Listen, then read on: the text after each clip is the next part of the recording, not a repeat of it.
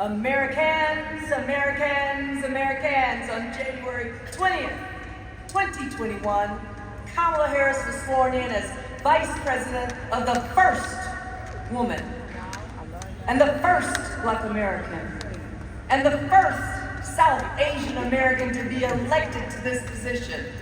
She is a leader who emulates our program initiative, Advocate for Social Justice.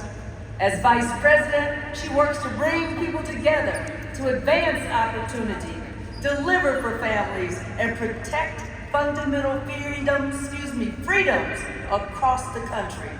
She leads the fight for the freedom of women to make decisions about their own bodies, the freedom to live safely from gun violence, the freedom to vote, and the freedom to drink clean water and breathe clean air, to improving maternal health while delivering monumental life-changing achievements for millions of Americans, especially for women and girls, including investing in the economy by creating a record number of jobs and keeping unemployment low. Her work is our work. As a trailblazer, servant leader throughout her career, she is the epitome of our founders' dreams. On a more personal note, from the moment we met, she welcomed me with warmth, grace, love, and a sincere desire for collaboration and commitment to progress for all people. My sister, our soror, your sorors of the first sorority founded 116 years ago by Black collegiate women on the campus of our alma mater, Howard University. And the first sisterhood to welcome you into a legacy of supreme service to all mankind. Embrace you as you continue to fight for all people and deliver for America. With hearts that are loyal and hearts that are true, we rise to our feet, soar, and welcome Vice President of the United States, Kamala Harris, to the 71st Boule of Alpha Kappa Alpha Sorority Incorporated.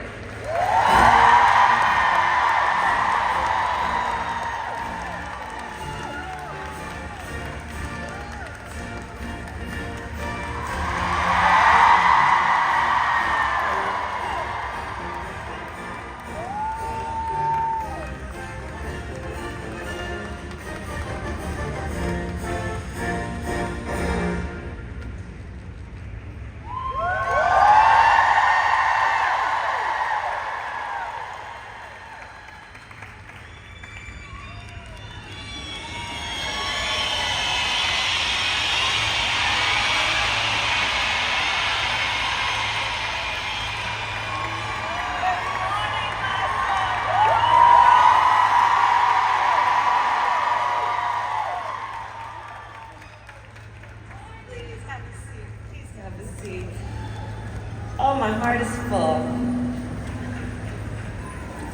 To our Supreme Bachelors, Danette, Anthony Reed, thank you for your leadership, your kind words, your friendship, and all that you do. To the members of the Directorate, to my dear friend, Dr. Glenda Glover, and to all Supreme Bachelors, thank you for your years of leadership and mentorship.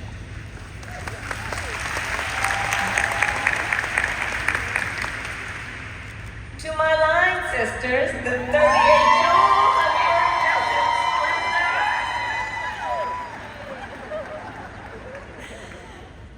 Oh, you are such an incredible part of my journey, and I'm done with guys. Thank you for being here. And to all those who serve Alpha Kappa Alpha Sorority Incorporated, it is an honor.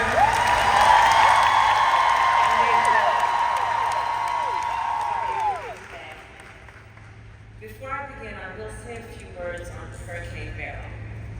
Our hearts, of course, are with the millions of Texans who are facing the devastating impact of the storm, and all those who lost loved ones, and the first responders who have worked around the clock to keep people safe, and the line crews who are working as fast as possible to restore power. President Biden has approved a major disaster declaration, and we will continue to stand with the people of Texas as we rebuild and recover. And with that,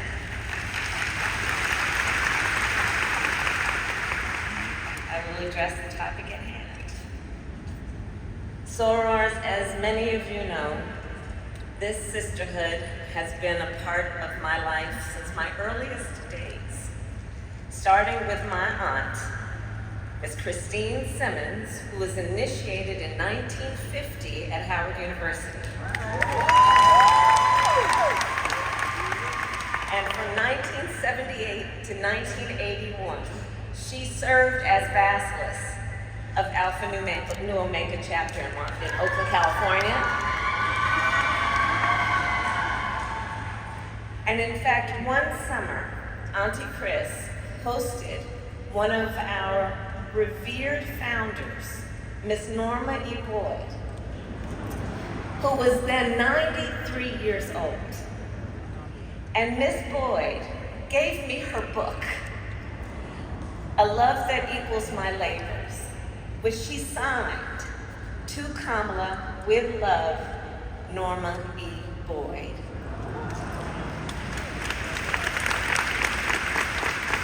And that cherished book now sits in my West Wing office at the White House as a testament to our enduring legacy.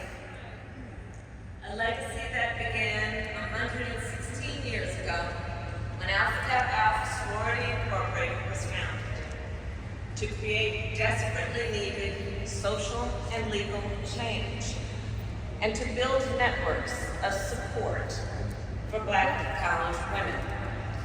Our sisterhood was also founded, as we know, in the face of profound challenges in our country.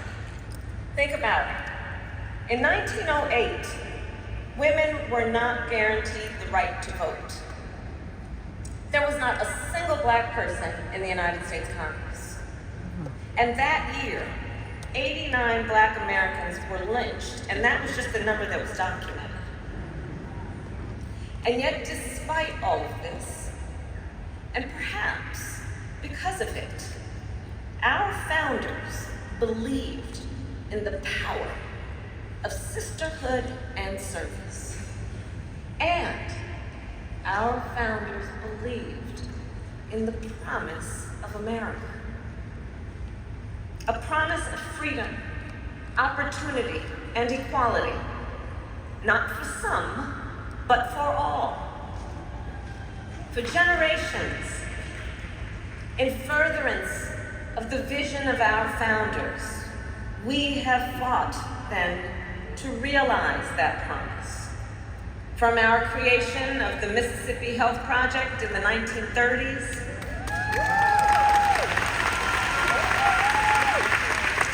to job training and literacy programs in the 1960s and 70s, and then most recently, of course, the work on voting rights and economic opportunity and child hunger. Throughout our history, the leaders of Alpha Kappa Alpha have stood up, spoken out, and done the work to build a brighter future for our nation, including, of course, in 2020, when during the height of a pandemic, you helped elect Joe Biden President of the United States, and me as the first woman elected Vice President.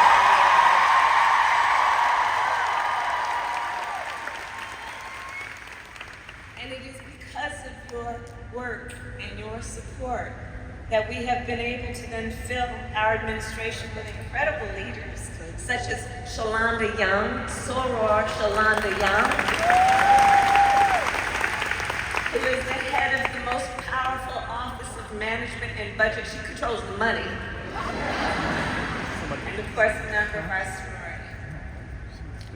The promise of America. The promise of freedom, opportunity, and equality for all people. You know, when we first took office, the president and I knew that to realize that promise, We must address long-standing issues, some issues that people just don't like to even talk about. We decided we must, for example, make healthcare more affordable because the reality is that access to healthcare should be a right and not just a privilege of those who can afford it. We decided to look at specific communities that have been long suffering on specific issues then, including diabetes. So we decided to address the cost of insulin with the knowledge that Black people are 60% more likely to be diagnosed with diabetes. And we took on Big Pharma and capped the cost of insulin for our elders at $35 a month.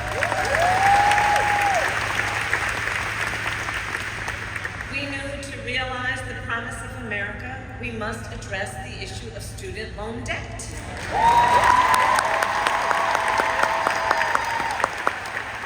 And I know there are many here who have benefited from that work. Please testify.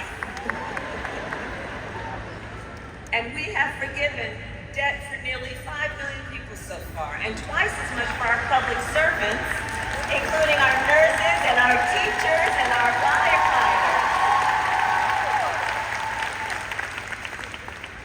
The President and I have also taken on the issue of medical debt, finally making it so that medical debt, which is usually the result of a medical emergency, is not something you plan, it's not something you invite. But we have made it now so that medical debt can no longer be used against your credit score. Because that credit score, of course, is supposed to measure whether you are responsible financially or not. The fact that you have endured a medical emergency is not a measure of that, and so it was just wrong, and we have corrected that. To realize the promise of America, we have addressed the long-standing crisis of maternal mortality. Something, as you know, I've been working on since I was in the United States Senate. Why? Because women in America die at a higher rate in connection with childbirth than women in any other wealthy nation in the world, and Black women are 3 times more likely to die in connection with childbirth. So to address this crisis, among the work that I've done, I challenged every state in our nation when we first came in. I challenged every state in our nation. And I challenged them and said, extend Medicaid coverage for postpartum coverage from the measly 2 months a year that you've been doing to a full year. And I am proud to report that when I issued the challenge, only 3 states offered a full year of coverage. Now 46 states offer a full year.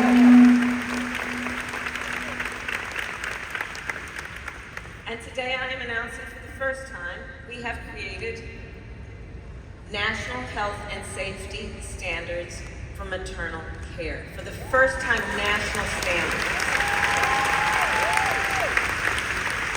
Which means nearly every hospital in our country will soon be required to provide new mothers with delivery rooms that are fully stocked with life-saving medical equipment. It's the first time. So sorors, all of us here are clear. While we have come a mighty long way, we have more work to do.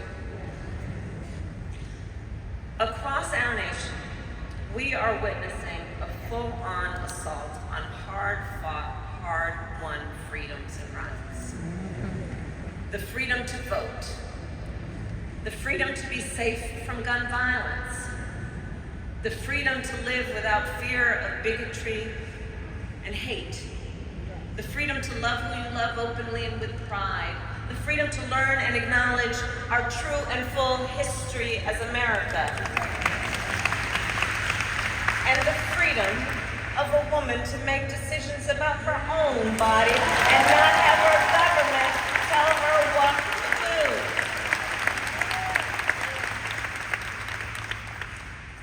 And these are basic freedom